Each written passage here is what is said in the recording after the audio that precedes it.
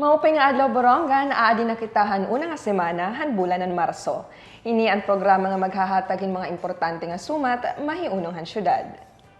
Yan na in March 6, 2024, aton pag-iirestoryahan ang mga nahinabo han nakalabay nga semana. Hiya ko hi AC Matchayka. Ngan hiya ko naman hi Amanthea Dala, ini an Borongan Today.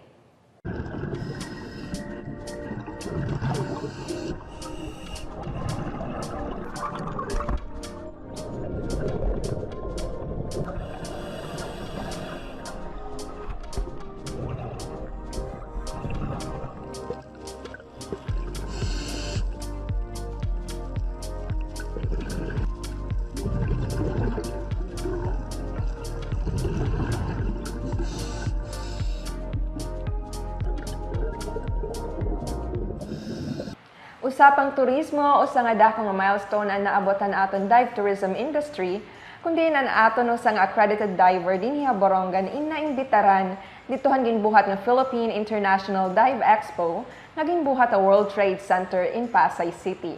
Hi Miss Cherry Ann Lim Kalakal aton tag-adahan aton Seoul Diving Center dinhi sa Borongan in ginupdanan aton divers from the City Disaster Risk Reduction and Management Office. Ayan. Dito naman han nasabing event, ato, nagkaada rin chance to introduce Borongan as a premier diving destination in Region 8.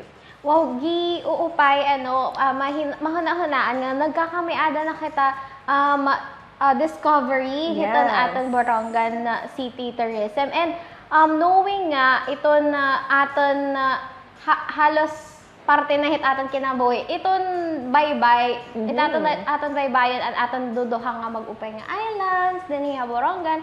And nagpapasalamat liwat kita kan Miss Cherry Ann. Yes. Nga kalakal iton aton budget mate, travel and tours nga nag-initiate hini nga butang para mag-boost itong tourism hit Borongan City. And nagpapasalamat liwat kita nga iton aton mga maggaling nga masipag nga taga CDRRMO nga nakapag-commit liwat hera pagbisita ngadto ha Pasay City para hini nga FIDEC. Yes, and this serves also as an invitation para aton fellow Boronganons to explore itong dive tourism industry din hiya aton. Kasi I think it was just recently nga we discovered nga there's a lot to unpack dito sa Divinubo Island when it comes to its biodiversity, its marine biodiversity. So damo pa talaga nga mga mag-upay nga butang itaton di pa nadidiscover din sa Borongan, and it's about time, just as we did with Divinubo Island, nga we tap into this rich resources and tourist spot. In Region 8, duduhala ngayaan nga mga diving destinations and na-invite dito han FIDEC. So that's Borongan City and Sogod in Southern Leyte. And you could just imagine itong Southern Leyte is also a known diving destination. So kumbaga nakapag-establish na era name in the dive tourism industry, whereas by comparison, Borongan na tiburuos pala kumbaga as a dive destination. So it's really a big deal for us. Yes, nakaka-proud kumbaga. So makikita natin dito at ating Facebook page sa Borongan City Information Office nga soon magkakamiadan aada na kita hiton mapa, hiton ka na pagtaga-diving. And speaking of that na nagkamiada expo Miss Cherry Ann Kalakal nagpapasalamat liwat nga nahibulig hiya hiton nga expo kasi nakamit liwat hiyahin na magdurodelain nga mga tawag era nga mga dive operators, Yan, mga international dive operators, kundi nagkaadaliwat hiyahin opportunity to actually talk about Borongan, to introduce Borongan to them. Kasi majority, and even those coming from the Philippines, majority of them, diri pa familiar kung hahain dapat at Borongan. So it was about time nga nahibaro hera nga may dangayan sugad nga pwede pagdaivan din hiha Borongan. Yan. Thank you so much, Miss Cherry Ann Kalakal.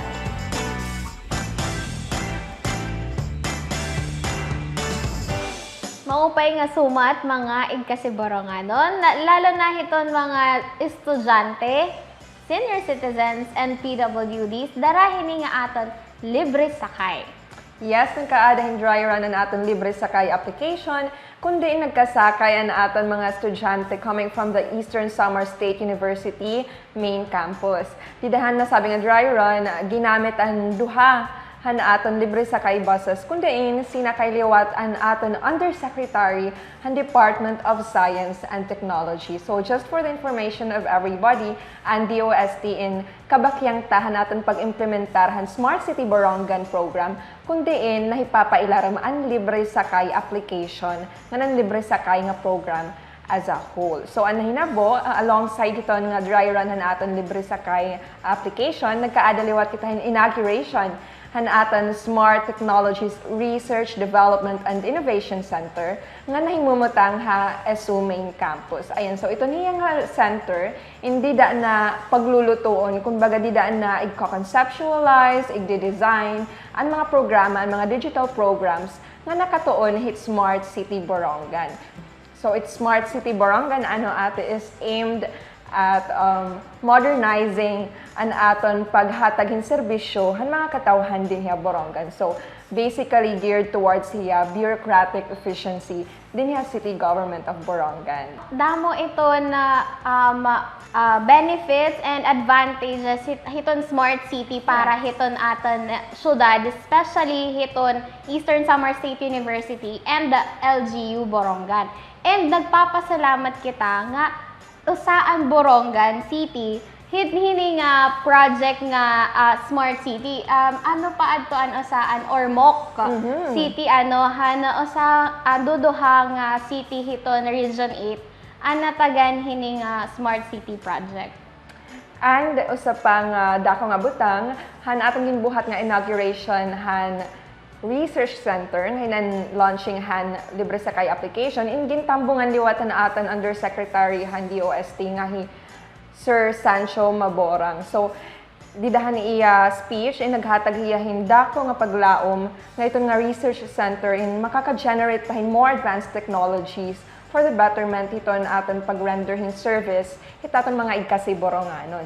Dito liwatan na sabi nga program, nagkaadaliwat hin mga eristorya kung ano pa, kumbaga ang mga areas hiton public service in the LGU nga pwede pa matap hiton Smart City nga program. So, hadi na maiha nga panahon, magiging digitalized na itatong processes nga magiging masayon na para han nga tanan nga maka-avail han atong services. Pinaagi han Smart City Borongan. Hinay-hinay maghingangad to kita hiton digitalization na din. Especially talaga din ha LGU Borongan nga diin karuyag natin maging paperless na kita. Yes, and to make the processes faster. Yes, faster na and efficient para nga tanan na aside la hiton mga clients, lalo na dapat hiton aton mga kasi empleyado din hiha LGU Borongan. And sobrang good news nga nag-launch na ang ginhihinulathan nga tanan ang libre sakay. Of course, na-feel natin ang medyo pagka-delay.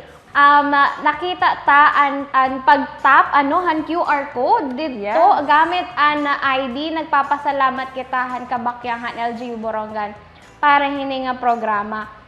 And ito naman aton mga senior citizens, syempre makikita natin dito han Facebook post nga cellphone ang ginagamit hiton estudyante. So may ada naton sinisiring nga digital ID para han aton mga estudyante kasi may daman nila mga phones.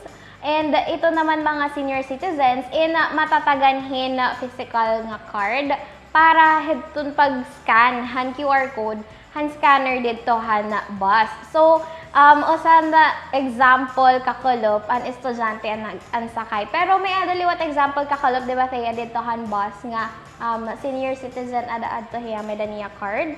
So nagkami ada liwat nato na experience from our senior citizen nga sinakay. And along the way no nagkakasakay kamo nagpapasakayhin. Yes, it's very efficient actually. So, aside from iton QR-generated nga IDs, kundi nagsiscan na nim didahan scanner, didahan bus to identify nga usa ka nga enrollee han libre sakay program. Aside from that, may adaliwat kita mga tracking features, like kundi nata-track nim kung hahain ang bus, and then na-inform kaliwat kung hain ang bus stops. So basically, it's a multifaceted nga application for our Libre Sakay beneficiaries. So, ini nga, ang makaka-download hini nga applications is ang nga application in an mga beneficiary Yes. ng Libre Sakay.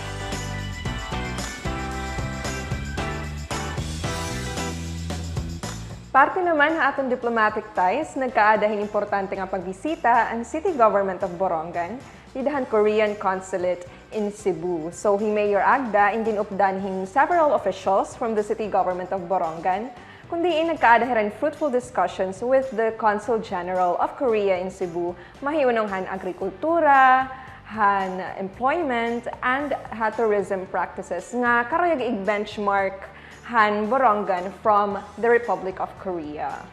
Karuyag ni Mayor Agda nga ipakitaan aton interest hiton kung gaano ka-advance ang agricultural technologies dito ha Korea.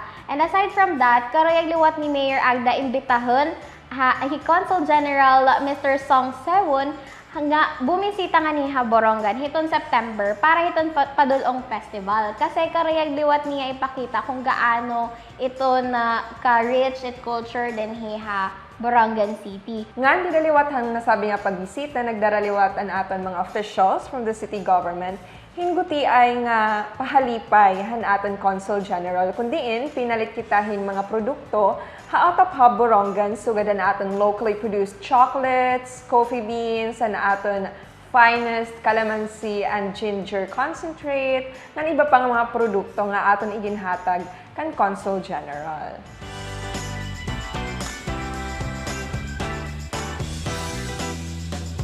Speaking of Otop Hub, Thea, may ada tag good news, ano? Tikang hana bugos nga bulan han February, nag-triple an sales di da ha Otop Triple Hub. increase in sales han bulan han February.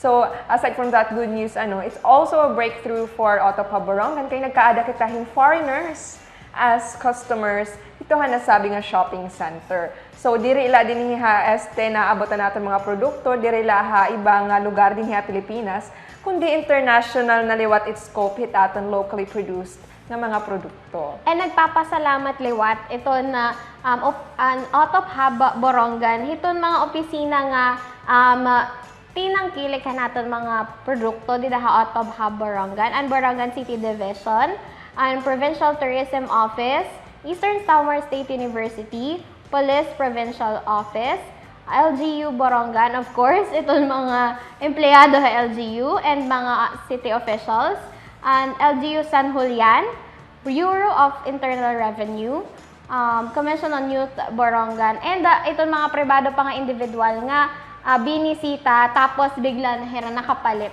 kasi pag once nga bumisita talaga kamo dito may inganyar talaga kumalit ate. Yes.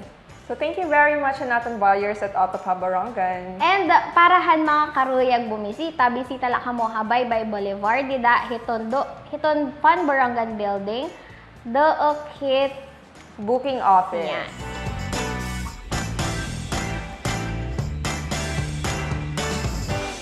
Damang salamat hanya tanan nga nagkalaw naton episode yan nga adlaw.